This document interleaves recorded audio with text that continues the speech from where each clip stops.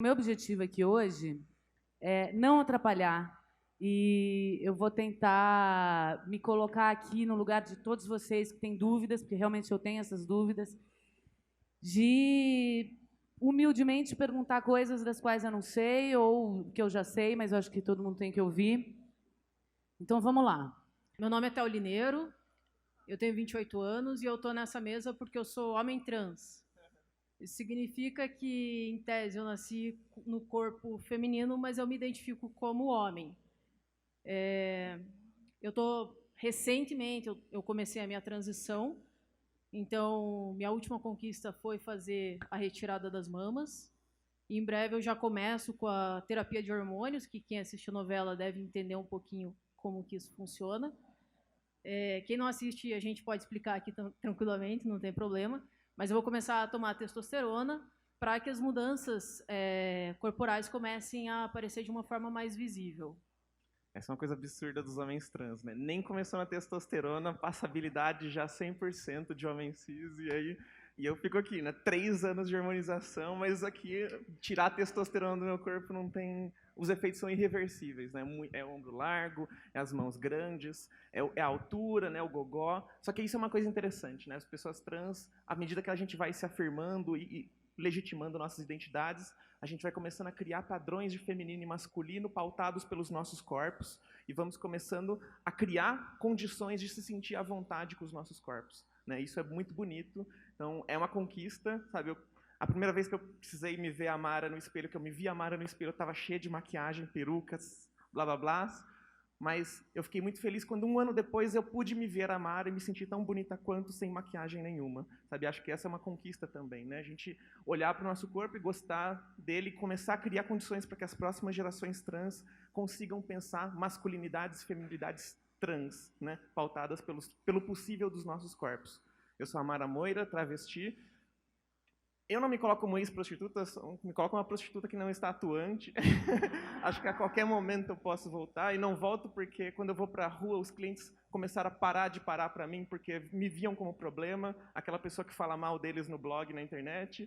Então, isso acaba que não estou atuando mais por não estar tendo possibilidades de atuar, porque esse é um universo que para mim é muito desafiador e eu gosto de olhar o mundo daquela perspectiva, sabe? Eu gosto de estar ali e poder falar sobre esses assuntos que estão debaixo do tapete e que ninguém quer ver. Eu gosto de mostrar também os saberes e poderes que só as prostitutas têm ou que nós temos mais do que quaisquer outras pessoas, né? A gente sabe sobre sexualidade como ninguém sabe. Mas quando vão falar sobre sexualidade mesas, chamam sexólogos, psicólogos, feministas, né? Esquecem de quem vive a sexualidade, de quem sabe a sexualidade que existe. Não a que deveria existir, a que existe, né? Eu sou a Ganzaroli, sou advogada, sou cis, sou branca, tenho muitos privilégios, né? Mas sou uma mulher lésbica, uma militante feminista. Quando eu estava na faculdade, descobrindo minha sexualidade, né? Nasci em Campinas, aí passou na FUVEST. Nossa, agora eu tô livre, né? Vou morar em São Paulo. Aí fui pra balada, tal. Não, a mesma coisa, igualzinho Campinas. Todo mundo julgando você, o tamanho da sua saia, com quem você ficava, com quem você beijava. Eu falei, gente, tá tudo errado. Eu não vim para São Paulo fazer faculdade de Direito para ser julgada como eu era julgada lá no interior. Não, tá errado isso. Por que isso acontece? A gente fundou o Coletivo Feminista Dandara. Foi o primeiro coletivo feminista na faculdade de Direito no Brasil. Fez 10 anos esse ano. E transformou muito a realidade lá do direito, que era muito homofóbico, muito machista. Hoje já tem uma patrulha feminista nas festas, né? Já tem o cenário já mudou muito, né, do que quando a gente fazia faculdade. E aí, quando eu me formei, fui para profissão, vi na profissão os mesmos problemas que eu via na faculdade, né? No exercício da advocacia, no judiciário. Aí você vai falar com o delegado te chaveca, e aí você vai trabalhar com uma equipe só de advogados homens, aí você é lésbica, aí o cara se acha no direito, né, de perguntar pra você se você não quer fazer uma homenagem com ele e a esposa dele. Você fala assim, meu amor, você não entendeu, eu sou lésbica, né, se eu for ter algum caso com alguém, vai ser só com a sua esposa, sem você. Eu não sei se você entendeu essa parte. E sempre, desde a faculdade, como a gente era do direito, a gente fazia atendimento de vítimas de violência. Vítimas de violência da onde? Que estavam do nosso lado, nossos colegas, as estudantes em festa, estupro, assédio de professor. E isso foi crescendo, crescendo, crescendo. Quando eu vi, eu estava na CPI dos estupros da medicina, relatando nada mais, nada menos que diversos estupros que eu atendi pessoalmente de universidades paulistas. E isso foi crescendo, a gente resolveu, então, fundar a Rede Feminista de Juristas para discutir essas questões de gênero dentro da profissão, mas também para fazer esse atendimento gratuito de vítimas de violência, não só dentro da universidade, mas principalmente fora dela, né, onde as mulheres mais sofrem violência, que são nas áreas de vulnerabilidade. Eu queria entender, assim, sobre machismo. Como vocês se relacionam com o machismo, principalmente você, Theo, e você, Amara, porque aqui tem uma questão de antes e depois, né? Da transição ou da mudança de gênero. Como que era antes, como que é agora? A gente tentar, eu sei que é um assunto super complexo, mas sintetizar assim, o que mudou na sua percepção de machismo. Essa é uma questão bem importante na minha vida, né? Até porque tinham me perguntado recentemente, né, quando é que você vira militante, quando é que você vira feminista, e acho que foi um pouco com a transição que a questão se agrava, né? Que eu virei, sei lá, militante 24 horas, feminista 24 horas por dia, sempre focada em perceber, em combater essas questões, porque eu existi durante muito tempo como homem. Não é que eu fui homem, eu existia para a sociedade como homem. A sociedade me via desse jeito e eu tentava fazer com que ela me visse desse jeito para me sentir segura. E quando eu começo a peitar isso e começo a exigir, impor outra visão, outra imagem, outra identidade para o mundo, a resposta foi algo que eu comecei a viver que eu nunca tinha vivido antes, né? Então, por exemplo, assédio na rua, mãos tocando no meu corpo sem pedir autorização, sabe? Eu passei 29 anos da minha vida sem jamais ninguém encostar a mão no meu corpo sem a minha autorização. E aí, de repente, quando eu começo a minha transição, começo a ser lida como Amara, eu entro no metrô e aí cotidianamente essa experiência de uma mão encosta no seu corpo de forma esquisita, você não sabe se você está sendo tocada ou não, sabe? E aí aquele monte de noias, né? Teve uma vez que eu estava com a minha namorada, sou bissexual, sabe? Então eu estava com a minha namorada e um cara veio e ficou passando a mão na minha bunda enquanto eu estava abraçada com ela, sabe? Então várias questões super delicadas, ando na rua e aí isso fez com que eu começasse a participar de forma mais ativa dessa questão do feminismo, né? Porque se durante 29 anos eu nunca tinha experienciado nada parecido e agora isso é uma experiência cotidiana, sabe? Então isso precisava ser transformado. E também me dá conta de que essas cantadas, essas tentativas de falar que eu sou bonita, quero sair com você, quero te ver, quanto é seu preço, né, que começaram também a ser cotidianas, tudo isso, na maior parte das vezes, elas ativavam um medo em mim. Estou andando na rua e a pessoa vem e me canta, eu não sinto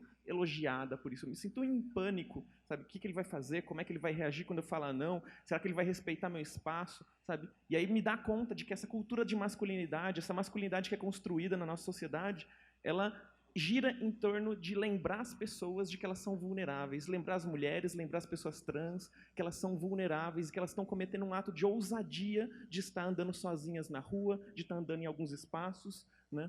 Antes de você se tornar mulher, você tinha tido alguma atitude machista com outras mulheres? Como que você via isso? Você se sentia um homem machista? Você tinha pensado sobre isso? É uma questão o fato de você existir num mundo que é machista, sendo homem, isso já te te dá um monte de privilégios que hoje eu não tenho mais, né? A própria possibilidade de procurar um emprego, né? Com 22 anos, acabei de entrar na universidade, fazendo letras, fui procurar emprego e um grande colégio aqui do estado me contratou como professor de literatura. E hoje eu estou terminando meu doutorado em teoria literária e eu preciso, sabe, agradecer um colégio, eu preciso pedir oportunidade de emprego e agradecer, sabe, dar uma medalha para quem ousar me dar um emprego, né? Então, isso mostra bastante a diferença de o que eu podia ser antes, e essa coisa de poder circular pelas ruas de forma mais tranquila. Antes não era uma questão, vou sair de casa, vou passar pelo centro, vou passar por vários lugares, o perigo é ser assaltado, mas não essa coisa de sentir que meu corpo está em perigo. Se programar agora, né? Então, existe um machismo nisso, né, de usufruir desse machismo, né, de se beneficiar disso. Então, o mundo estava aberto para mim, hoje ele não está mais. Eu não posso falar muito sobre machismo, porque eu não sei se é sorte, hoje eu chamo de sorte, mas quando eu não sabia o que eu era, eu achava muito ruim, porque eu nunca me vi enquanto mulher. Mas quando eu era menor, eu também não podia me ver enquanto homem. Eu era alguma coisa que existia ali entre aqueles dois gêneros, sem saber exatamente o que eu era, porque a sociedade me dizia que, em tese, eu era mulher, mas eu não me sentia mulher. Então, talvez pela forma como eu me vestisse, a forma como eu agisse com as pessoas, eu nunca sofri nenhum tipo de assédio moral, sexual, nenhum tipo de assédio. Então, assim, é complicado, mas uma fala que eu acho que é importante, às vezes a gente fala muito do machismo, de pegar, de não sei o quê, mas eu já tive questões, às vezes, no trabalho, de às vezes ver outras mulheres sendo machistas, comentários machistas vindo de outras mulheres, o que eu acho bastante preocupante, assim, porque a gente luta por uma sociedade, eu falo isso enquanto homem trans, o que aqui eu vou dizer que eu tive um privilégio, que sendo trans a gente aprende a ver o mundo de outra forma, porque a gente sofre tanto em se entender, em querer se conhecer e tentar dizer, olha, tá tudo bem se eu sou trans, eu não sou um monstro, eu não sou um ET, eu não sou uma coisa anormal. E isso me permitiu ver o mundo com olhos de alguém que não tinha o preconceito porque a mulher serve como um prazer para o homem, que eu já ouvi algumas vezes isso falar, porque eu andava sempre com muitos amigos, sempre muitos meninos, e eu tive que ouvir em alguns momentos algumas falas totalmente desnecessárias. Então, assim, eu não posso falar da minha experiência, porque, por sorte, eu não sofro machismo, a não ser o machismo contra trans, que é o fato de como que eu sou um homem se eu não tenho um pênis. Eu acho isso um absurdo, mas depois acho que a gente pode entrar mais nesse assunto. Mas eu vejo que a sociedade ainda parece que está enrustido, tá meio que no DNA da sociedade esse negócio que a mulher é menos do que o homem. Quem disse isso? Eu acho muito pelo contrário, assim, eu vejo na mulher um poder que o homem nunca vai ter, que é o poder de se desdobrar em mil para fazer aquilo que ela quer, aquilo que ela é capaz de fazer.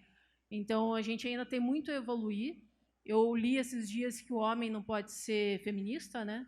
Eu não sei se isso é verdade ou não, depois vocês me corrijam, mas eu queria dizer que eu sou um homem trans, mas eu estou em apoio, eu tô em apoio à causa feminista, porque eu acho que é muito necessário a gente mudar essa visão que a gente tem de mundo, em que os homens têm privilégios e as mulheres, para que falar de mulheres, né? Falando só, pegando, a Mara falou que, né, que quando ela fez a transição, ela perdeu alguns privilégios dela que ela tinha como homem, né? E perdeu feliz, eu imagino, né? E infeliz também, enfim. Mas você deixou alguma coisa para trás que te dá saudade, ou que você perdeu, ou que você acha que era um privilégio? Eu acho que eu deixei para trás só o medo. O medo de, a partir do momento que eu me entendo como trans, na verdade, até eu resolver fazer a transição, que foi um longo caminho de terapia, de acompanhamento, para falar, não, eu vou contra o que quiserem falar, porque eu sou homem, eu só tô me adequando àquilo que eu quero, assim. Eu não estou fazendo mal para o outro, eu não estou... Então, assim, a única coisa que eu acho que eu deixo para trás é o medo. O medo de sofrer algum tipo de preconceito na rua, porque a gente passa por várias situações, assim. Ouvi piadinhas de trans, eu já tive comentários homofóbicos próximos a mim, transfóbicos, perdão, próximos a mim, mas eu acho que a gente está nesse mundo para mostrar que a gente é mais do que qualquer tipo de preconceito, né? Às vezes as pessoas têm muita dificuldade de compreender, né? Nossa, mas por quê? Nossa, mas como que você virou lésbica? Né? Como que foi isso? As pessoas, né? Às vezes, gente, é muito mais simples do que parece. Eu não acordo de manhã, viro uma chavinha e falo, nossa, hoje eu tô me sentindo super lésbica. Não, é uma coisa que você sente, é atração, é tesão. Você não aprende a ser gay, você não aprende a ser lésbica. O que a gente aprende é que existe um estereótipo, um ideal de feminino e de masculino. E que se você tá fora dele, você é anormal. Isso que a gente aprende. E isso tá errado, porque, você quer ser bela recatada do lar? Arrasa. Você não quer ser bela recatada do lar? Tudo bem também, né? Então, você quer ser mulher e quer jogar futebol? Você quer ser homem e quer chorar? Tudo bem, né? Não é uma chave que a gente vira, né? Não é uma opção sexual. Por isso que a gente diz que não é uma opção, é uma orientação. Você sente, você é. Né? Ninguém te ensina. Nada que você vê na televisão, nem uma novela, nem uma música vai te transformar em gay. Isso é impossível, não existe. Ou você é ou você não é. As pessoas têm muita dificuldade de entender isso, né? Quando, na verdade, as existências são múltiplas. Se eu falar a palavrinha mulher, eu descrevo toda mulher que está nessa sala agora? Não, não descrevo. Porque tem mulher branca, tem mulher negra, tem mulher rica, tem mulher periférica, tem mulher indígena, tem mulher com deficiência, tem mulher hétero, tem mulher bissexual, trans, cis, lésbica, indígena, ribeirinha, imigrante. São tantas as possibilidades, são tantas as intersecções. Então, poxa, existe só uma forma de existir, de viver, de amar? Não, não existe. E por que a gente coloca todas as outras formas num cantinho, né? E a gente quer empurrar para debaixo do tapete? Essas pessoas existem, e elas amam, e elas atuam, e elas têm profissões, e elas estão no mundo. Então, ou a gente lida com elas, ou a gente vai continuar sendo o país que mais mata travestis no mundo. Você é uma mulher, você é advogada, né? E você lida com a burocracia diariamente. Quer dizer, todo brasileiro lida com burocracia, mas você principalmente. Toda vez que eu vou preencher a fichinha do hotel ou do não sei o quê, que eu tenho que botar meu nome, a minha idade, aí quando começa a perguntar a minha profissão, já começa a ficar, ai meu Deus. Aí quando vem para o sexo, que só tem 2 opções, né? Eu falo, caralho, como tem gente que sofre nesse mundo. Então, assim, qual você acha que é o caminho, politicamente, sociologicamente, para a gente ir por um lugar onde todo mundo seja... onde ninguém tenha que marcar um X no M ou no F e se sentir mal, né? Juridicamente, quais são esses caminhos? Diz aí. Eu adoro essa pergunta, sabe? Porque às vezes as pessoas acham que para mudar o mundo, elas vão virar presidente. Né? Não, eu preciso, né, ser, sei lá, vereadora, política. Gente, não. Não.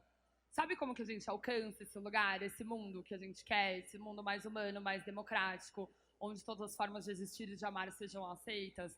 Começando em casa, começando olhando para o espelho, não se colocando fora desse mundo. A gente não está em Marte, a gente está aqui, nesse mundo que é LGBTfóbico, racista, classista, machista, heteronormativo. Então, a gente precisa começar olhando no espelho. Né? A Djamila, eu sou super fã da Djamila, a gente sempre divide mesa, ela tá aqui no evento, ela sempre faz uma pergunta que eu amo, que ela fala assim, quem aqui acha que o Brasil é um país racista? Aí todo mundo levanta a mão. Quem aqui se considera racista? Aí ninguém levanta a mão. Ou seja, somos um país racista sem racistas. Né? Então, é começar falando, sim, eu, mulher, feminista, empoderada, advogada, eu reproduzo o machismo. Eu olho para a coleguinha e penso, esse cabelo, essa roupa. Poxa, vamos começar com nós mesmas, sabe? Vai ter torta de climão, sim, no grupo de WhatsApp de família. Vai ter torta de climão no almoço de domingo, porque aquela biadinha de peito, de bunda, de loira, de traveco, de sapatão e de viado, não dá mais para passar em branco. Não dá, não tem condições.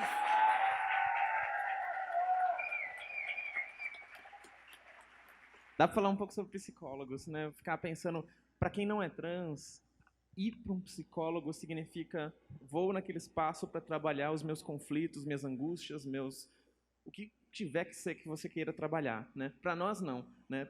Para nós, assim, se você quer retificar seus documentos, se você quer ter o direito de fazer uma cirurgia que o governo acredita que precisa ser avalizada, qual que é a palavra? Autorizada pelo psicólogo, você precisa convencê-lo de que você é mulher, ou então, no caso de um homem trans, convencê-lo de que você é homem. Percebe como isso distorce e deforma a relação que você teria com um terapeuta? né? Você chegar lá tendo que provar para ele que você é mulher, você não pode demonstrar nenhum tipo de insegurança, nenhum tipo de dúvida, sabe? Você tem que chegar lá, ser uma pessoa, sabe? Você está sendo julgada, você está sendo avaliada, você não está podendo chegar e dizer o que você sente, seus medos, angústias, seus conflitos, você tem que provar para ele que você é mulher, né? E se você não provar, você não vai conseguir aquele laudo, e se você não conseguir aquele laudo, você não tem acesso à cidadania, porque você não tem como retificar seus documentos, né, e bancar a sua identidade. Que mesmo com o documento retificado já vai ser tenso, né? Mas sem o documento retificado, você pode ser expulsa de banheiro, você pode ser violentada em qualquer canto e a culpa vai ser sua, né? A gente está vendo aí, né, deputados tirando a palavra gênero da lei de feminicídio para não contemplar travestis e transexuais. Percebe? Pessoas vão ser assassinadas, mas tem deputados que não querem que a gente possa se beneficiar de uma lei que está tentando impedir assassinatos, né? Então, isso tudo é muito significativo, né, de o mundo a que a gente tem direito se a gente não tem o direito de reivindicar o nosso nome, né? O que a gente pode reivindicar do mundo se o nome nos é negado já de cara, né? Essa é uma questão importante da gente pensar a burocracia, né? A burocracia, um psicólogo que não é trans, que vai determinar se eu sou trans o suficiente, se eu sou um psicólogo que muitas vezes não é mulher, que vai determinar se eu sou mulher o suficiente, né? E tudo isso é naturalizado, né? Como uma prática naturalizada. É muito louco essa coisa de, ao mesmo tempo em que a gente está crescendo, está todo mundo entendendo que existem milhões de gêneros e tal, tem uma contracorrente totalmente careta, homofóbica e coexistindo, bem louca, né? Não, e é uma contracorrente que os argumentos não são baseados em ciência com evidências, né? Por exemplo, essa coisa do banheiro, por exemplo, que é uma coisa que juridicamente as pessoas perguntam muito, né? Essa coisa do banheiro, né, poder usar o banheiro conforme o Que você usa o banheiro masculino, você usa o feminino. É isso? Eu, na verdade, evito ir em banheiro em local público e no banco eu brinco que tem um banheiro lá que é o menino-menina deficiente. Então eu uso o banheiro menino-menina. Por quê? Eu evito. Porque se eu entro no banheiro masculino, eles podem querer me tirar do banheiro por dizer que eu não sou homem, apesar de eu me entender como homem. Então, nesse momento inicial da transição, eu acho que você vai concordar comigo, quando a gente está no começo da transição, a gente fica meio que, assim, evitando que a pessoa tenha um motivo para falar que eu estou naquele banheiro por qualquer outro. Eu já ouvi gente falar que a mulher trans vai entrar no banheiro feminino para estuprar uma mulher. Pelo amor de Deus, assim, eu vou no banheiro para fazer número 1, número 2, então não estou ali para qualquer outra coisa. Mas eu evito, em local público, eu evito ir ao banheiro para evitar qualquer tipo de constrangimento. Na última vez que eu estive em Curitiba, que é a minha cidade, eu estava com a minha mãe para ir para Brasília, né? E eu falei, mãe, acho que eu vou ver se eu preciso ir no banheiro, né? Mas onde que eu vou? Aí eu vi que tinham 3 plaquinhas. Tinha o feminino, o masculino e tinha um outro sanitário que eu não sabia o que era. Aí eu descobri, mês passado, o sanitário família no aeroporto. Foi uma bênção, assim, porque agora, pelo menos em alguns lugares, eu consigo ir no banheiro. Mas eu não vou em banheiro masculino em locais públicos para evitar qualquer tipo de agressão. E esses argumentos são bizarros por isso, porque a maioria dos estupros, hoje no Brasil, o lugar mais perigoso para uma mulher, tanto para ela ser estuprada, quanto para ela ser assassinada, quanto para ela apanhar, é o lar, é dentro de casa. Então, quando a gente ouve esse argumento bizarro, é um argumento que não está nem baseado em estatística, porque a mulher ela não é estuprada no banheiro público, ela é estuprada dentro de casa, por um ex-companheiro, por um cunhado, por um vizinho, por um tio. Esse é o agressor. É uma luta para você poder acessar esse espaço, né? E é interessante, né, que a última vez que eu usei o banheiro feminino, ou banheiro masculino, estava no começo da minha transição, ainda não me sentia à vontade para entrar no feminino, então ia no masculino, e um cara veio e mostrou os genitais para mim, tentou me empurrar para o box, e eu falei, nunca mais vou pisar aqui dentro, e nunca mais pisei ali dentro, sabe? E é uma selva, banheiro masculino é uma selva, e eu acho, inclusive, que a gente precisa começar a fazer uma campanha para transformar esse ambiente do banheiro masculino para que homens trans possam utilizá-lo sem medo também, né? Porque é isso, a gente discute banheiro, questão de banheiro na causa trans, e só fala das mulheres trans no banheiro feminino, mas existe também esse outro lado que é também muito delicado, né? Que é ser uma pessoa que tem vagina num espaço que é violentíssimo com pessoas que têm vagina, né? Então, essa coisa de não poder parecer que você tem vagina, que senão você vai estar a perigo. Isso é muito delicado, isso é muito violento. A gente precisa mudar essa cultura, né? Só que acessar o banheiro feminino não é simples também, né? É o tempo inteiro você ter que checar a sua aparência para ver se você está legível enquanto uma mulher trans, para acreditar que a pessoa vai bater o olho em você e vai te reconhecer como uma mulher trans e por isso vai ficar um pouco mais tranquila. Tá, estou dividindo o banheiro com uma mulher trans, né? Mas, ao mesmo tempo, você entrar naquele banheiro e ser lembrada por todos os olhares que você é um corpo estranho naquele espaço, né? Então, essa sensação constante de, em qualquer espaço que a gente esteja, de estarmos sendo lembradas, que a gente é um corpo estranho ali, isso é muito, muito perturbador, sabe? É uma luta, a gente se mantém inteira, sendo o tempo inteiro lembradas que a gente é um corpo estranho. Você não fez nenhuma transição, mas você, em algum momento da sua vida, teve que assumir a sua homossexualidade. Você e você fizeram uma transição. Como que a questão sexual, claro que vocês podem não querer falar sobre isso, mas mudou para vocês? Ela continua difícil? Ela foi muito mais libertadora? Como que é isso? Bom, eu sou suspeitíssima para falar sobre isso, né? Porque o que eu vou falar é que sexo entre mulheres e amor entre mulheres é maravilhoso, né? Incrível, super natural, aconteceu para mim de uma forma super natural, né? Às vezes eu tenho muitas amigas HT que ficam com essa dúvida, né? Ai, queria ter uma experiência, como é que vai ser, como é que é? Amiga, relaxa. Você vai saber o que fazer, te juro, né? Porque é muito natural, né? Muito orgânico e, enfim... para mim, obviamente, foi libertador, veio de uma forma natural também. É muito difícil no começo, porque em relação à minha família foi muito tranquilo, né? Isso foi ótimo, minha família é excelente, não tive problema nenhum, inclusive sou muito privilegiada em relação a isso, porque a grande maioria das minhas amigas lésbicas tiveram muitos problemas, né, com seus familiares. Ainda bem que eu não passei por isso, mas sempre tem aquela coisa assim, será que não é uma fase? Será que não vai passar? Será que você não está experimentando? É uma aventura, uma coisa assim louca. E assim, é muito doido, porque daí é isso. Fala assim, olha, então, acho que não é uma fase. Acho que é bem definitivo, né? Assim, pelo que eu estou sentindo, né? E tal. E eu tinha muito isso. Como a sociedade coloca isso para você, né? Eu falei assim, não, eu só vou sair do armário para minha família quando eu, de fato, amar uma mulher. Quando eu me apaixonar de verdade, quando tiver sentimento, quando não for só sexo. E aí eu levei isso, né? Obviamente, o sexo veio antes do amor, mas assim que veio o amor, eu falei, não, realmente, eu amo mulheres, então eu preciso sair do armário. Saí do armário para minha família, foi super tranquilo. E, enfim, nunca mais voltei para ele, porque, como eu disse, é óbvio que, do meu ponto de vista, o amor entre mulheres é maravilhoso, é incrível, é o máximo. É interessante, assim, que... Quando começa a minha transição, né? Então, eu comecei tomando bloqueador de testosterona, porque eu não queria nunca mais ter uma ereção e achava que, sei lá, era importante para mim esse ponto. E aí, sempre fui bissexual, sempre me relacionei com mulheres e homens, pelo menos sexualmente, né? Afetivamente, minhas relações mais sólidas foram com mulheres, né? Tentei uma vez ou outra me relacionar afetivamente com homens antes da transição, nunca consegui. Depois a transição se tornou um pouco mais fácil, mas ainda tem... O feminismo agora atrapalha, né? Porque eu não consigo achá-los... Não dá mais, assim, sabe? Agora, nossa senhora. O tempo inteiro lembrando de coisa, putz. Só que é interessante, né? Que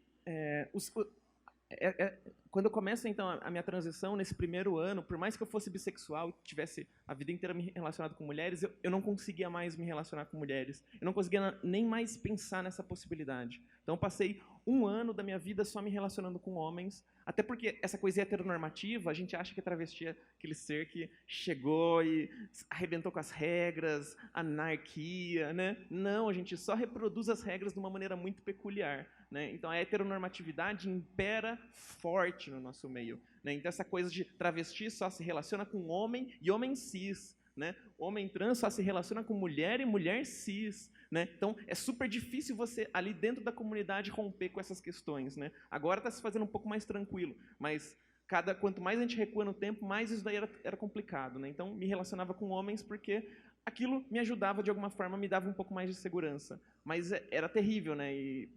E aí, quando eu começo a me relacionar com mulheres também, era sempre uma questão de, primeiro eu preciso saber se ela é hétero, bissexual ou lésbica, né? Porque se ela fosse hétero, já não conseguia, porque ela estava me vendo de uma forma que como eu não conseguia, como eu não queria ser vista. Aí, se ela fosse bissexual, aí essa coisa da bifobia internalizada pela própria pessoa bissexual, né? Tem muito também no meio trans. A pessoa não consegue se relacionar com uma pessoa bi porque acha que ela não está sendo vista como mulher, né? Não está sendo vista como homem, no caso de um homem trans. E aí, então, para mim era muito difícil isso, né? Estava ali na cama com uma mulher bissexual e o que estava passando na minha cabeça é o que ela está vendo em mim, né? E aí, se eu tivesse uma ereção, eu me lembrava do que eu era antes. E se eu não tivesse uma ereção, eu achava que eu não estava dando prazer para ela. E aí não estava mostrando que eu estava sentindo prazer. Então era terrível, era tenebroso, né? Então as experiências sexuais demoraram muito tempo para que eu conseguisse me sentir à vontade com o meu corpo e, foda-se o que você está pensando, o que você acha que é, o que você acha que não é.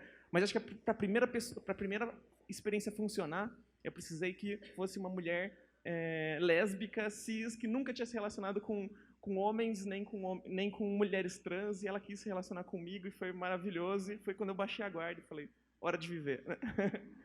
Eu sempre me relacionei com mulheres também, e por incrível que pareça, as meninas normalmente chegavam em mim. Então, assim, eu nunca chegava em alguém porque eu falava, pô, mas como que vai me ver, né? Então, eu não chegava normalmente nas meninas. Eu dei sorte que elas chegavam em mim, porque senão tava ferrado. Tá com sorte, hein? Foi sorte.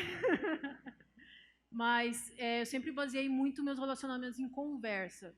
Então, depois de um tempo que eu via que o negócio ia para os finalmente, aí eu explicava a situação para evitar qualquer constrangimento naquela hora. Não, eu tive a minha ex-namorada, ela, como eu não estava ainda na transição, ela no começo ela me via como lésbica. E eu comecei a conversar, expliquei, olha, você sabe, né, que tem algumas pessoas que não se veem do sexo, do gênero que nasceram e tudo mais. E eu me vejo como homem. Tá tudo bem? Demorou um pouco, mas a gente ficou junto depois. Hoje a gente não tá mais junto. É muito complicado, né? Por mais que hoje eu tenha uma certa passabilidade, a minha passabilidade, digamos, é daqui para cima, né? Quando eu tiro a calça, essa passabilidade ela acabou também.